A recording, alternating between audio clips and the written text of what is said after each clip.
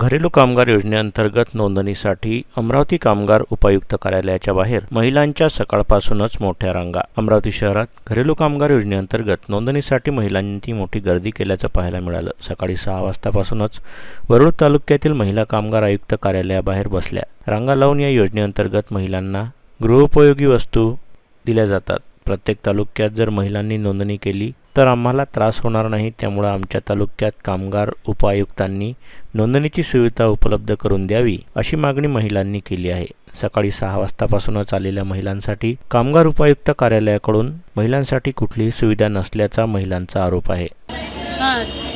तर आता इथे आम्ही घरेलू कामगार महिलांची नोंदणी म्हणजे आमची नोंदणी करण्यासाठी आलेलो आहोत। तर आमची अशी तक्रार आहे की आमच्या या महिला आम्ही 4 वाजतापासून इथं आलेलो आहे, पण आमची नोंदणी होत नाही आहे।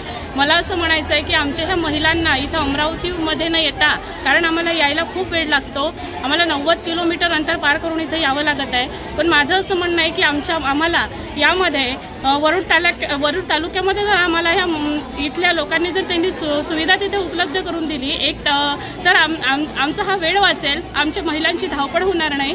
आणि असं वाटतं की ह्या महिला आचारसंहितेच्या आधी ह्या जो महिलांना त्रास होत आहे आणि गर्दी वाढत आहे तो त्रास कमी होईल आणि महिलांची जी संख्या इथे वाढत आहे ना ती सुद्धा त्यांचं तिथे काम जर झालं तर गर्दी इथे सुद्धा ऑफिसला कमी होईल आणि त्यांना सुद्धा होणारा कर्मचाऱ्यांना जो त्रास आहे तो देखील कमी होईल असं माझं मत आहे। त्याच्यामुळे माझी अशी मागणी आहे किंवा आमच्या सर्व महिलांची मागणी आहे की आम्हाला तालुक्यानुसार आम्हाला 1 दिवस तरी तिथे द्यावा आणि येथे असणारी जी गर्दी आहे ती कमी व्हावी। आणि आमच्या या महिलांना उपाशी तापाशी 4 वाजतापासून आम्हाला राहावं लागत आहे। आम्हाला नोंदणीसाठी इथं कमी जास्त आम्हाला जेवायला नाही, आमची काही पाणी पिण्याची व्यवस्था नाही, अशी इथे गैरसोय होत आहे महिलांना। पाऊससुद्धा येतो आहे, कधी कधी पावसात भिजावं लागतं महिलांना।